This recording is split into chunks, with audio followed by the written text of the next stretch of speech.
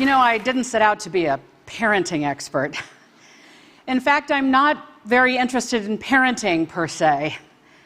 It's just that there's a certain style of parenting these days that is kind of messing up kids, impeding their chances to develop into their selves.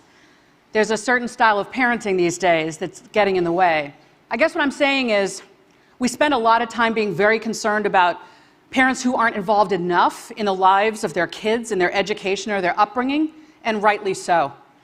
But at the other end of the spectrum, there's a lot of harm going on there as well, where parents feel a kid can't be successful unless the parent is protecting and preventing at every turn, and hovering over every happening, and micromanaging every moment, and steering their kid towards some small subset of colleges and careers. When we raise kids this way, and I'll say we, because Lord knows in raising my 2 teenagers, I've had these tendencies myself, our kids end up leading a kind of checklisted childhood. And here's what the checklisted childhood looks like. We keep them safe and sound, and fed and watered. And then we want to be sure they go to the right schools, but not just that they're in the right classes at the right schools, and that they get the right grades in the right classes in the right schools. But not just the grades, the scores. And not just the grades and scores, but the accolades and the awards, and the sports and the activities and the leadership. We tell our kids, don't just join a club, start a club, because colleges want to see that. And check the box for community service. I mean, show the colleges you care about others. And all of this is done to some hoped-for degree of perfection. We expect our kids to perform at a level of perfection we were never asked to perform at ourselves. And so because so much is required, we think, well then of course we parents have to argue with every teacher and principal and coach and referee and act like our kids' concierge and personal handler and secretary. And then with our kids, our precious kids, we spend so much time nudging, cajoling, hinting, helping, haggling, nagging as the case may be sure they're not screwing up, not closing doors, not ruining their future, some hoped-for admission to a tiny handful of colleges that deny almost every applicant. And here's what it feels like to be a kid in this checklisted childhood. First of all, there's no time for free play. There's no room in the afternoons because everything has to be enriching, we think. It's as if every piece of homework, every quiz, every activity is a make or break moment for this future we have in mind for them. And we absolve them of helping out around the house. And we even absolve them of getting enough sleep as long as they're checking off the items on their checklist. And in the checklisted childhood, we say we just want them to be happy. But when they come home from school, what we ask about all too often first is their homework and their grades. And they see in our faces that our approval, that our love, that their very worth comes from A's. And then we walk alongside them and offer clucking praise like a trainer at the Westminster Dog Show. Coaxing them to just jump a little higher and soar a little farther day after day after day. And when they get to high school, they don't say, well, what might I be interested in studying or doing as an activity? They go to counselors and they say, what do I need to do to get into the right college? And then when the grades start to roll in high school and they're getting some B's, or God forbid, some C's, they frantically text their friends and say, has anyone ever gotten into the right college with these grades? And our kids, regardless of where they end up at the end of high school, they're breathless, they're brittle, they're a little burned out, they're a little old before their time, wishing the grown-ups in their lives had said, what you've done is enough, this effort you've put forth in childhood is enough. And they're withering now under high rates of anxiety and depression, and some of them are wondering, will this life ever turn out to have been worth it? Well, we parents are pretty sure it's all worth it. We seem to behave, it's like we literally think they will have no future if they don't get into one of these tiny set of colleges or careers we have in mind for them. Or maybe we're just afraid they won't have a future we can brag about to our friends and with stickers on the backs of our cars. Yeah.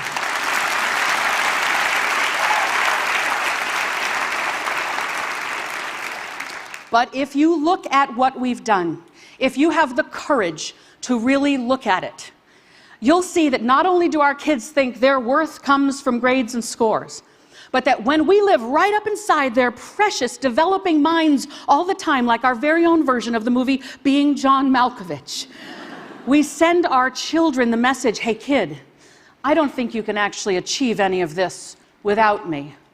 And so with our overhelp, our overprotection, overdirection, and handholding, we deprive our kids of the chance to build self-efficacy, which is a really fundamental tenet of the human psyche, far more important than that self-esteem they get every time we applaud.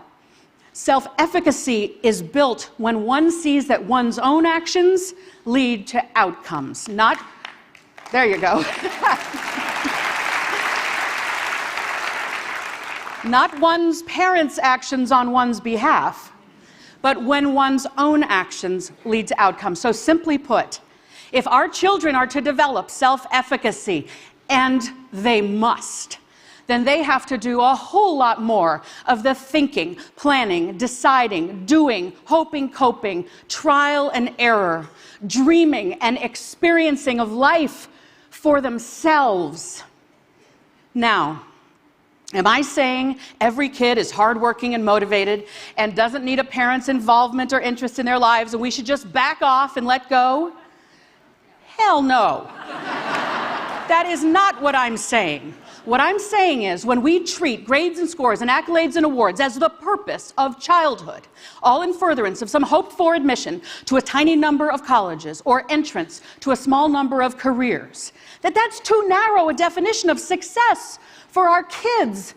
And even though we might help them achieve some short-term wins by overhelping, like they get a better grade if we help with do their homework, they might end up with a longer childhood resume when we help. What I'm saying is that all of this comes at a long-term cost to their sense of self. What I'm saying is we should be less concerned with a specific set of colleges they might be able to apply to or might get into, and far more concerned that they have the habits, the mindset, the skill set, the wellness to be successful wherever they go. What I'm saying is our kids need us to be a little less obsessed with grades and scores and a whole lot more interested in childhood providing a foundation for their success built on things like love and chores.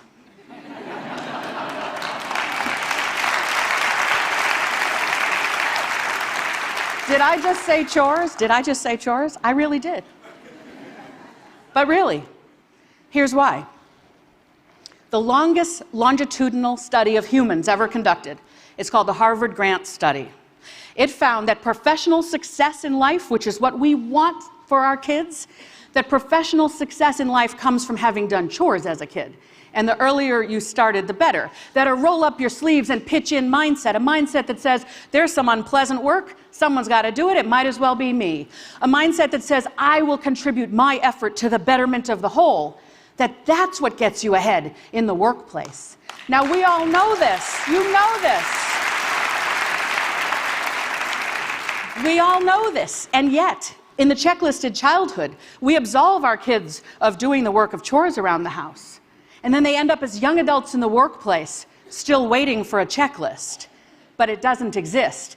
And more importantly, lacking the impulse, the instinct to roll up their sleeves and pitch in and look around and wonder, how can I be useful to my colleagues? How can I anticipate a few steps ahead to what my boss might need? A second very important finding from the Harvard Grant Study said that happiness in life comes from love. Not love of work, love of humans. Our spouse, our partner, our friends, our family.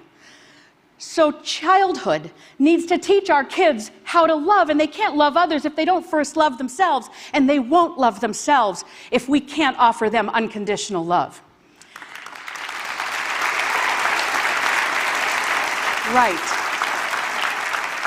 And so, instead of being obsessed with grades and scores when they come home, when our precious offspring come home from school or we come home from work, we need to close our technology, put away our phones, and look them in the eye and let them see the joy that fills our faces when we see our child for the first time in a few hours. And then we have to say, how was your day? What did you like about today? And when your teenage daughter says lunch, like mine did, and I want to hear about the math test, not lunch, you have to still take an interest in lunch. You got to say, what was great about lunch today?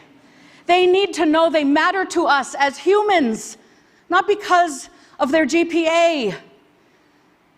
All right, so you're thinking, chores and love, that sounds all well and good, but give me a break. The colleges want to see top scores and grades and accolades and awards, and I'm going to tell you, sorta. The very biggest brand name schools are asking that of our young adults. But here's the good news. Contrary to what the college rankings racket would have us believe,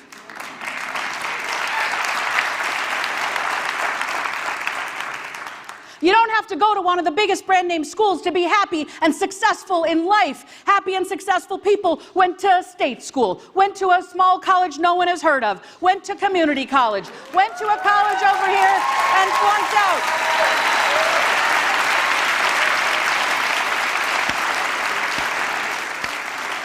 The evidence is in this room, is in our communities, that this is the truth.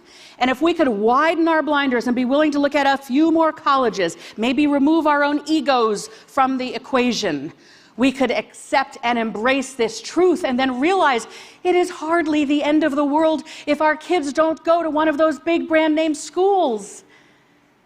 And more importantly, if their childhood has not been lived according to a tyrannical checklist, then when they get to college, whichever one it is, well, they'll have gone there on their own volition, fueled by their own desire, capable and ready to thrive there. I have to admit something to you. I've got two kids I mentioned, Sawyer and Avery. They're teenagers. And once upon a time, I think I was treating my Sawyer and Avery like little bonsai trees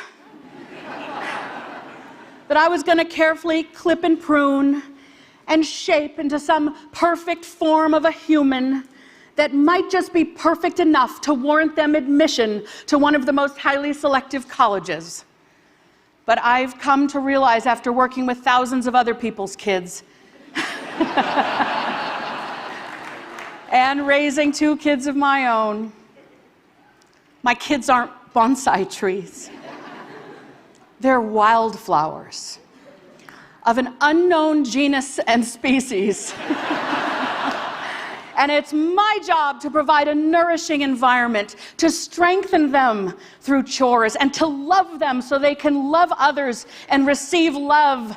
And the college, the major, the career, that's up to them. My job is not to make them become what I would have them become, but to support them in becoming their glorious selves. Thank you. Thank you. Thank you.